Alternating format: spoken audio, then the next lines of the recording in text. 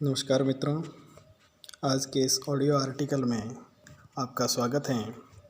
आज हम चर्चा करेंगे 2019 में सुप्रीम कोर्ट के 5 वो ऐतिहासिक फैसले जिन्हें हमेशा याद रखा जाएगा।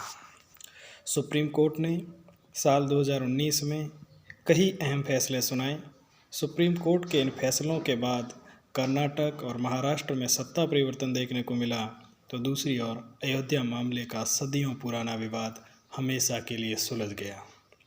सुप्रीम कोर्ट के साल 2019 के 5 बड़े फैसले जानने के लिए आप हमारे इस ऑडियो आर्टिकल को अंत तक जरूर सुनें।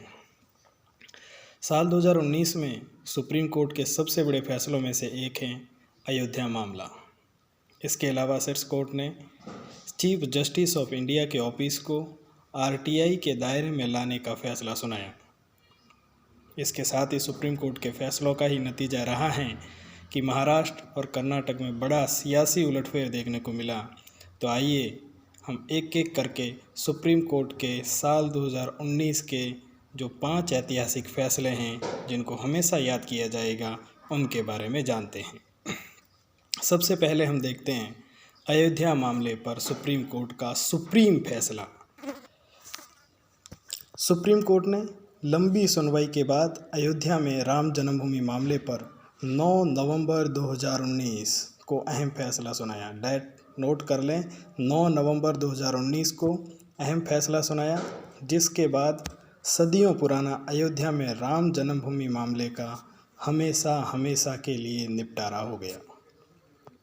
इस मामले पर फैसला सुनाने से पहले सुप्रीम कोर्ट की 5 न्यायमूर्तियों की बेंच ने 40 दिन तक नियमित सुनवाई की। इस मामले में 32 याचिकाएं लगाई गई थी, जिसके बाद सुप्रीम कोर्ट ने 3 मामलों में 3 पक्षकार बनाए थे, जिसमें पहला पक्ष रामलला विराजमान का था, दूसरा पक्ष निर्मोही अखाड़े का था और तीसरा पक्ष सुन्नी वक्फ बोर्ड का था।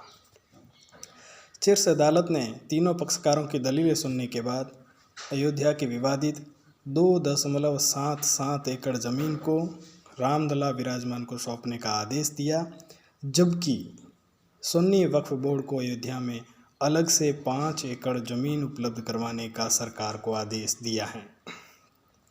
वहीं सुप्रीम कोर्ट ने निर्मोही अखाड़े के दावे को खारिज कर दिया। इसके बाद मामले में सुप्रीम कोर्ट में रिव्यू पिटीशन भी फाइल की गई, लेकिन सुप्रीम कोर्ट ने इसको खारिज कर दिया।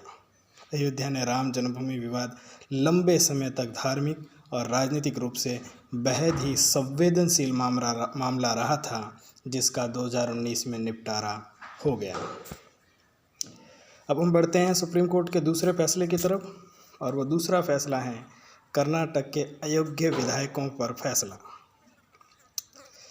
दरअसल बात यूँ है कि कर्नाटक विधानसभा के स्पीकर रमेश कुमार ने कांग्रेस और जेडीएस के 17 बागी विधायकों के इस्तीफे को ठुकराते हुए उनको अयोग्य घोषित कर दिया था।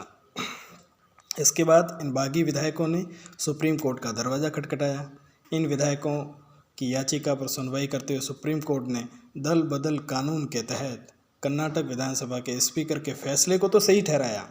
देखिए, यहाँ पे एक बड़ी बात है कि दल बदल कानून के तहत कर्नाटक विधानसभा के स्पीकर ने जो फैसला, मतलब इन विधायकों को अयोग्य घोषित किया था, उसको तो सही ठहराया, लेकिन इन विधायकों को उपचुनाव लड़ने की इजाज़त दे दी थी।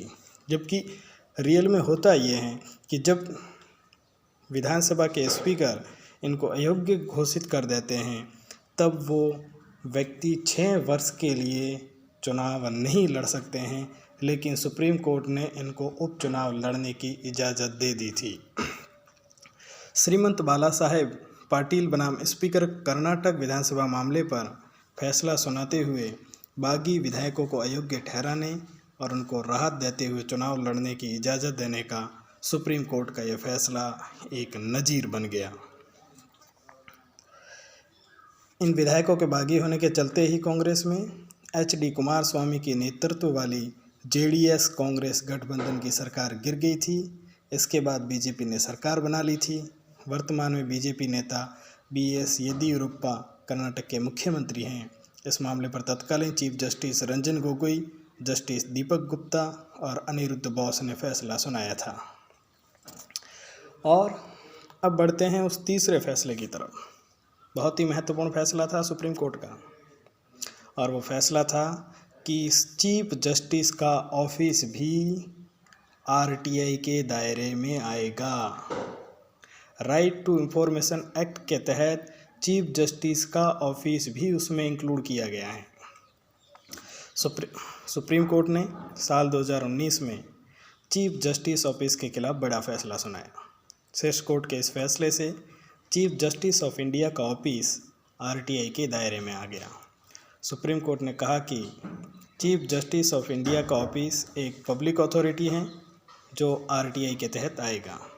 हालांकि इस दौरान दफ्तर की गोपनीयता बरकरार रही। यह फैसला तत्कालीन chief justice Ranjan Gogoi, justice Sanjiv Khanna, justice Deepak Gupta, justice DY Chandrachud और जस्टिस रमन्ना की बेंच ने सुनाया। सुप्रीम कोर्ट ने संविधान के आर्टिकल 124 के तहत इस फैसले को लिया।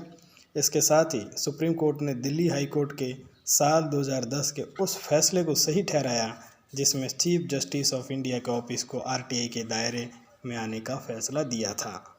मतलब जो 2010 में हाई कोर्ट ने फैसला दिया था, दिल्ली हाई कोर्ट ने, उस फैसले पर मुहर लग गई सुप्रीम कोर्ट की भी। इस फैसले को सुनाते हुए सुप्रीम कोर्ट ने यह भी टिप्पणी की थी कि कानून से ऊपर न्यायमूर्ति भी नहीं है। सुप्रीम कोर्ट के इस फैसले के बाद अब आरटीआई कानून के तहत आम लोग चीफ जस्टिस ऑफ इंडिया के कार्यालय की जानकारी हासिल कर सकते हैं। चौथा फैसला जो कि मुंबई से जुड़ा हुआ है कि मुंबई में जो डांस बार बंद करवा दिए गए थे, उन डांस बार को दोबारा खोलने की इजाज़त दे दी है। सुप्रीम कोर्ट ने साल 2019 में देश की आर्थिक राजधानी मुंबई में डांस बार को लेकर भी अहम फैसला सुनाया। इस फैसले को सुनाते हुए शीर्ष अदालत ने कहा कि मुंबई में नए सुरक्षा और नियमों के साथ डांस बार को दोबारा खोला जा सकते हैं, लेकिन डांस बार में पैसों की बारिश करने की इजाज़त नहीं होगी। अदालत ने यह भी कहा कि मुंबई के डांस बार में सीसीटीवी कैमरों की कोई ज़रूरत नहीं है, क्योंकि इससे लोगों की निजता यानी प्राइवेसी के अधिकार का उल्लंघन होता है।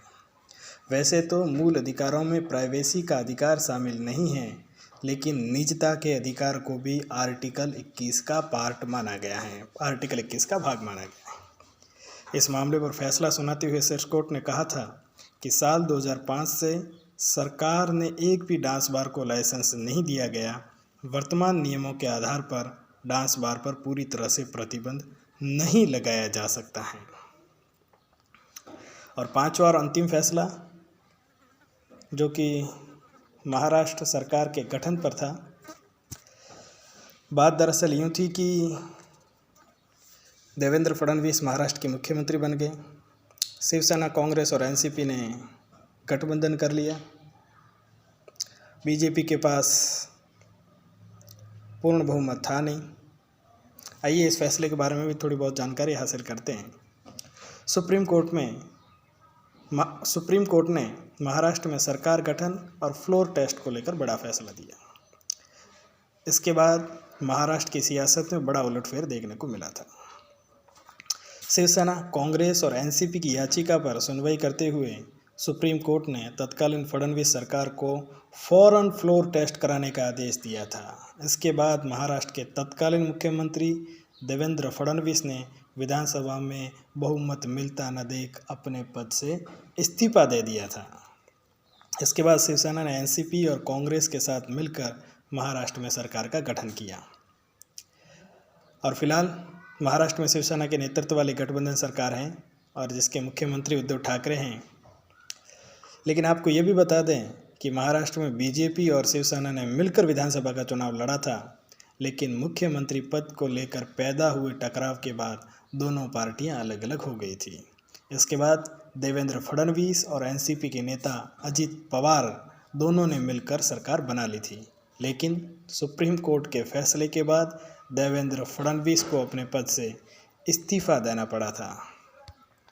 तो इस प्रकार से आपने देखा कि 2019 के अंदर ये जो पांचों फैसले हैं सुप्रीम कोर्ट के द्वारा दिए गए हैं, जिसमें अयोध्या मामला कई वर्षों से, कई सदियों से जो कह सकते हैं कि कोर्ट के अंदर लटका हुआ था, वो मामला एकदम पूर्णतः निपट गया।